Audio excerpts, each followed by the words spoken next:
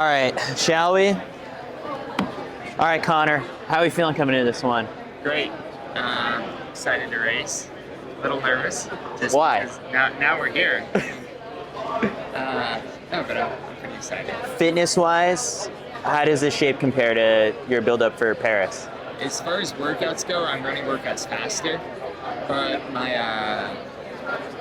I'm not living at higher altitude and coming down and doing workouts. I'm just living in Provo now, so that could be a little bit different. But I'm pretty excited. Like after the Twin Cities, Yeah. 10-mile champs, I'm pretty confident that I can run.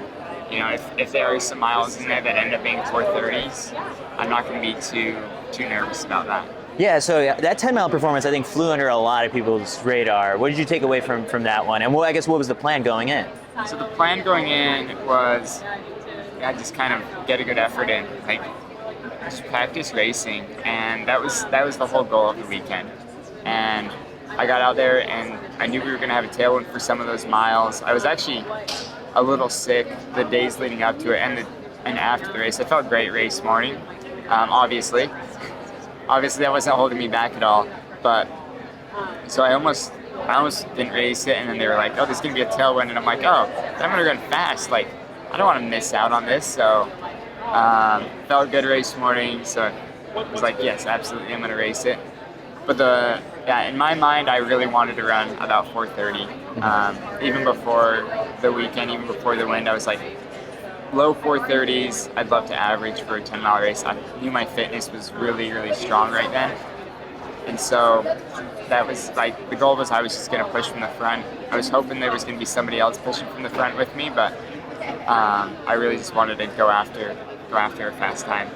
So for a race like this, and so given the workouts have given you confidence, that race itself, you've raced against like someone like Tamara Tola before, and when you reflected on like the Olympic performance, I think you had not some slight regrets about just like making moves and like covering the moves by some of those East Africans up in the front. Like, how does all this marathon experience that you now have racing these guys factor into this Sunday's race when there might be like a big 4:30 move at some point by those guys? I think it helps. Like, looking back on the Olympics and looking at how my workouts have gone, I think I'm a little more confident, but I think I'm also going to be a little bit smarter. I think I realized after the Olympics, like I was like, oh yeah, I should have gone with this, blah blah blah, because then I could run with people for the last few miles. But then I went back and reviewed certain parts of the race, the Olympics, and realized, okay, maybe I'm running my mouth a little bit after my race too much, because it kind of humbled me rewatching the race and seeing how far Tola was ahead of me. So I'm really just going to be focused on my own race this time. I think at the Olympics, at the Olympics you have to go for a medal. If you made the Olympic final, whatever event, like you're going for a medal. And I think here it's like, okay, I can run my own race. I don't need to be focused on what is Tola doing. However, if I am up there and he runs a 4:30 mile, I won't be too nervous to go with it. So we've got you and Clayton, but I guess like the X factor here is CJ's trying to sweep top American in Chicago and here. How are you stopping this guy? I think I'm not really thinking about CJ that much. Like, we're clipping that, right? No. I think if I am concerned about one athlete in particular, that athlete will beat me. And so I don't think you should ever be like focused on one athlete.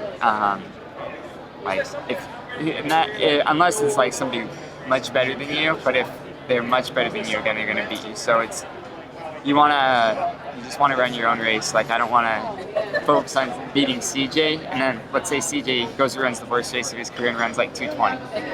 Then it's like, if I go run 2:18, I would consider that a bad day, but it's like, I don't want to be like, oh, well, at least I beat CJ, Yeah. But my focus isn't anyone in particular. It's going out there and, competing for a podium spot or competing for a top 5, where, again, I don't know how fit everybody is in this field. Like, There's a lot of people who lie here. yeah.